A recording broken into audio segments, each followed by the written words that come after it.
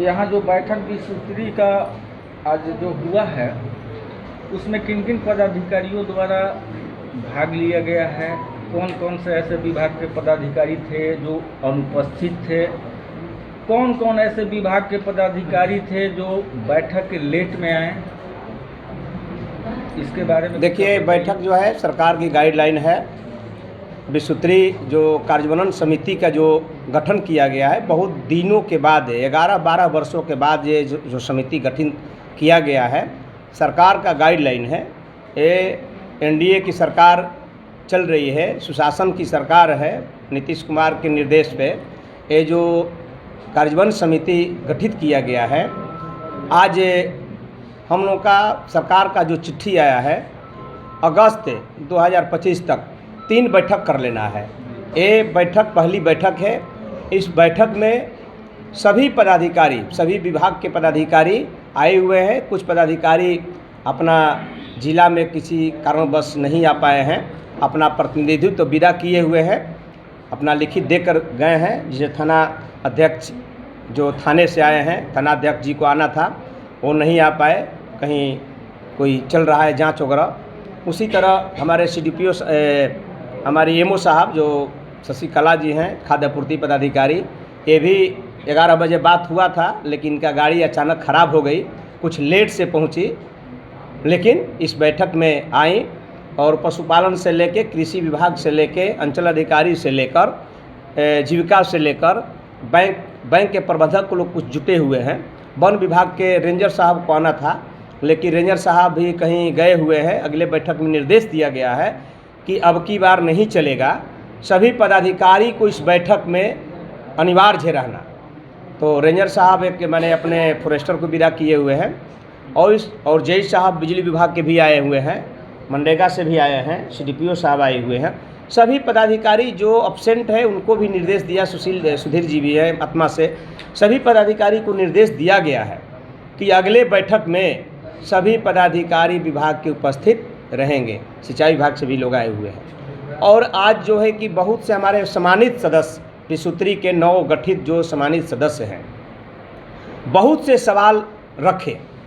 आज जो ग्रामीण क्षेत्र से जेन्युइन सवाल रखे, अंचल से लेकर आपको पीएचडी विभाग से लेकर, पेयजल से लेकर, और थाना से लेकर, मनरेगा भवन से लेकर, आवास सहायक से लेकर, तमाम विषय पर जो विभाग के लोग आए हुए हैं, इस सवाल को रखा गया और सभी पदाधिकारियों से बारी बारी से इसका जवाब भी मांगा गया और जवाब लोग दिए। और निर्देश दिया गया कि अगले बैठक में अगर इस तरह की शिकायत होती है तो एक कमेटी, जो कार्यान्वयन समिति जो विसूत्री का कमेटी है, ये अगर हम लोग संतोषजनक आपकी जवाब नहीं मिलेगी तो आपके ऊपर जिस विभाग से ये जो गलती पाई जाएगी उस विभाग पर एक कमेटी लिखित कंप्लेन करेगी। बैठक में विसूत्री सदस्यों द्वारा सबसे ज़्यादा आरोप अंचलाधिकारी या अंचल कार्यालय पे लगाया गया कि वे समय ऑफिस में बैठती नहीं हैं, चिलचिलाती धूप में ग्रामीण या सुदूर इलाके से जब लोग आते हैं तो वे निराश होकर जाते हैं। जो इनके अंदर जो राजस्व कर्मचारी हैं उन पर कहीं न कहीं भ्रष्टाचार का भी आरोप सदस्यों द्वारा लगाया गया। तो आप इस विषय पे क्या कहना चाहते हैं? इस विषय में तत्काल ही जैसे ही हमारे माननीय सदस्य लोग आरोप लगाए, तत्काल ही इनसे सवाल का जवाब पूछा गया, इस तरह की क्यों करती हैं।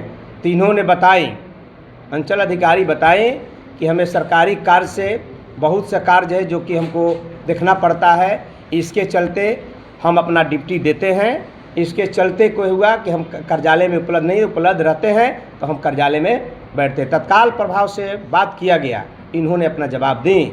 अगले बार में इस तरह की हरकत होगी तो कमेटी जो है एक्शन लेगी। तो क्या उम्मीद है अंचलाधिकारी के कार्यशैली में? हमको उम्मीद नहीं, पूरा विश्वास है, सभी पदाधिकारियों पर हमको विश्वास है, क्योंकि ये अंग है, विसूत्री का अंग लोग हैं, तब आज बैठे हुए हैं। हमें पूरा विश्वास है, पूर्ण विश्वास है कि ये लोग एक विकास करने में सहयोग करेंगे।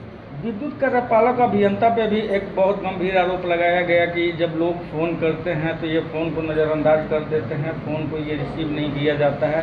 चूँकि ये बिजली विभाग से जुड़े हुए हैं, कभी भी घटना दुर्घटना के बाद ही लोग इनको फ़ोन करते हैं, तो ऐसा आखिर इनके द्वारा ऐसा क्यों किया जाता है? इन पे इन्होंने अपना क्या पक्ष रखा है? इन्होंने जो हमारे सदस्य लोग ने इन पर आरोप लगाया कि इस तरह की इनका हरकत है, जो फ़ोन नहीं उठाते हैं, कोई नंबर दिए हुए हैं तो नंबर लगता भी नहीं है। तत्काल प्रभाव से इनको खड़ा कराकर पूछा गया कि इस तरह क्यों करते हैं। इन्होंने अपना नंबर पर्सनल, हमने आदेश दिया कि आप अपना पर्सनल नंबर दीजिए। सभी माननीय सदस्यगण अपना आपका पर्सनल नंबर रखें। कोई भी क्षेत्र में समस्या होती है बिजली का, आए दिन इस समय बरसात का आने वाला है, आंधी और पानी और ये तपतपाती लू धूप चल रहा है, कहीं भी बिजली गिर जा रही है, तो आप पर्सनल नंबर नहीं दीजिएगा, बिजली विभाग का आप मालिक हैं, फ़ोन नहीं उठाइएगा, तो इस समस्या का हल कैसे होगा। तो इन्होंने अपना नंबर पर्सनल सभी सम्मानित सदस्यों को दे चुके हैं। अगर इस तरह की आइंदा अगले बैठक में अगर इस तरह की हरकत होगी तो इनके ऊपर, इनके विभाग के ऊपर भी वरीय पदाधिकारी को अनुशंसा कर हमारा कमेटी जो है लिखित इनके ऊपर कंप्लेन करें। सबसे गंभीर आरोप लगाया गया आवास योजना में, वे नगर पंचायत हो या चेनारी प्रखंड हो, उसमें सदस्यों द्वारा स्पष्ट आरोप लगाया गया कि आवास योजना में 40 से 50 हज़ार रुपया घूस लिया जाता है। घूस लेने के बाद किसी को आवास आवंटित किया जाता है, जबकि प्राइम मिनिस्टर से लेकर मुख्यमंत्री का ये एक ड्रीम प्रोजेक्ट है कि हर गरीब लोगों को एक आवास मुहैया कराया जाए। तो इस जो व्याप्त भ्रष्टाचार है उसको आपकी टीम आपके द्वारा किस तरह रोकी जाएगी भविष्य में? इस तरह का आरोप हमारे माननीय सदस्यों के द्वारा ये सवाल खड़ा किया गया है और हमारे प्रखंड विकास पदाधिकारी जो बैठी हुई हैं, इनके क्षेत्राधिकार के आता है, क्षेत्र में आता है, इनको कमेटी के द्वारा निर्देश दिया गया वैसे भ्रष्ट पदाधिकारियों को, वैसे भ्रष्ट आवास योजना सहायक को चिन्हित कर और उन लोग के सबूत इकट्ठा किया जाए, उन लोग को क्यों न कार्रवाई किया जाए। अगले बैठक में इसका हम लोग मैडम को लिखवा प्रोसीडिंग में जितने हमारे सम्मानित सदस्य जितने सवाल किए सभी प्रोसीडिंग में लिखा गया है। अगले बैठक में सभी प्रोसीडिंग जितने क्वेश्चन है सभी का अगला बार हम लोग तहकीकात करेंगे, कितना ये लोग जवाब दे पा रहे हैं, कितना संतुष्ट है कि असंतुष्ट है। अगर असंतुष्ट है तो कमेटी उस पर कार्रवाई करेगी। अध्यक्ष, रोहतास जिला में चेनारी ही एक ऐसा प्रखंड है जहाँ के मनरेगा पदाधिकारी पे फर्स्ट बार जिलाधिकारी महोदया के द्वारा कार्रवाई किया गया है।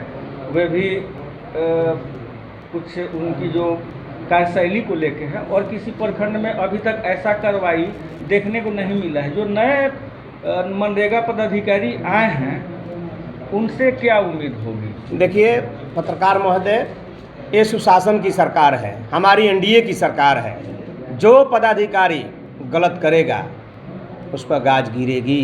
जिस तरह मनरेगा पदाधिकारी ने गलत किया, जिला पदाधिकारी महोदया ने उन पर त्वरित कार्रवाई की, यहाँ से हटाकर बुला लिया गया जिला में। अगर एक दूसरे पदाधिकारी आए हुए हैं, हम आशा नहीं पूर्ण विश्वास रखते हैं कि इनसे हम अपेक्षा भी रखते हैं कि जो भी कार्य करेंगे सही करेंगे, और नहीं करेंगे तो अगले पदाधिकारी के जो हाल हुआ था इनका भी वही होने वाला है। चेनारी का बाल विकास परियोजना जो सीडीपीओ कार्यालय है वे 2 रूम में सिमटा हुआ है, जबकि जिला की हमारी जिलाधिकारी भी एक महिला पदाधिकारी हैं और महिला डीएम के होने के बाद भी यहाँ के सीडीपीओ पर्यवेक्षिका उतनी कष्ट में, चूँकि वे जो ई किसान भवन में शिफ्ट किया गया है, पहले जो भवन था वे जब धर्मेंद्र कुमार डीएम थे तो राजस्व पदाधिकारी के लिए हटाया गया था कि सीओ उसमें बैठ के काम करेंगे, लेकिन अभी तक सीओ का ऑफिस उसमें शिफ्ट नहीं हुआ और उस ऑफिस से सीडीपीओ कार्यालय को बेदखल भी करवा दिया गया। जबकि अंचल कार्यालय ठीक ठाक है, लेकिन उसको पुनः बनाने के लिए टेंडर हुआ प्रगति माननीय मुख्यमंत्री जी के प्रगति यात्रा में, लेकिन सीडीपीओ जो कार्यालय का जर्जर भवन है, आज तक जो महिलाएं आंगनबाड़ी सेविका सहायिका आती हैं, धूप में खड़ा होती हैं, बैठने की जगह नहीं है, मीटिंग कहाँ सीडीपीओ कर पाएंगे, इसके बारे में कभी आपने सोचा है? देखिए, इसमें अंचल कार्यालय प्रखंड कार्यालय में ये जो प्रांगण है भवन की कमी है। ये तो कड़वा सत्य है कि अभी तक नया भवन नहीं बन पाया है और इसकी टेंडर हो चुकी है और टेंडर हो चुका है, शायद किसी ठेकेदार को मिल चुका है। बहुत जल्द नए भवन का निर्माण होगा और पुरानी भवन जो देख रहे हैं अंचल कार्यालय और प्रखंड कार्यालय, ये टूटेगा, नई बिल्डिंग बनकर तैयार होगी। जब भवन नहीं रहेगा तो कहीं ना कहीं तो शिफ्ट कोई भी कार्यालय को किया जाए। जैसे में विश्वोत्तरी का कार्यालय ही है, देख लिया, ये जर्जर स्थिति में है।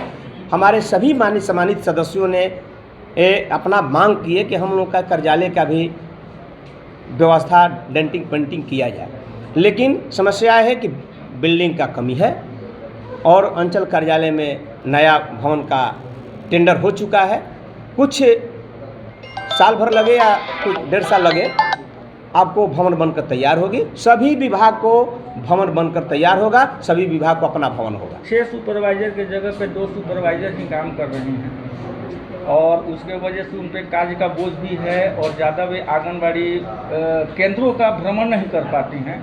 तो क्या आप सरकार से मांग कीजिएगा कि चेनारी प्रखंड में जितने पदस्थापित सुपरवाइजर का पद है उनको पूरा भरा जाए? हम इसका प्रोसीडिंग लिखवा चुके हैं और जिस विभाग में जिस अफसर की कमी है, CDPO पर्यवेक्षक की कमी है, आज शिक्षा विभाग में कमी है, जो उस विभाग में जो भी कमी है, कर्मी का कमी है, तो उसको हम लोग मांग करेंगे सरकार से। इसका बेजाब्ता विश्वोत्तरी कमेटी चिट्ठी लिखेगी कि जिस विभाग में जितने कर्मी लोग, पदाधिकारी लोग कम है, उनमें पूर्ण किया जाए, वहाँ से पदस्थापित किया जाए।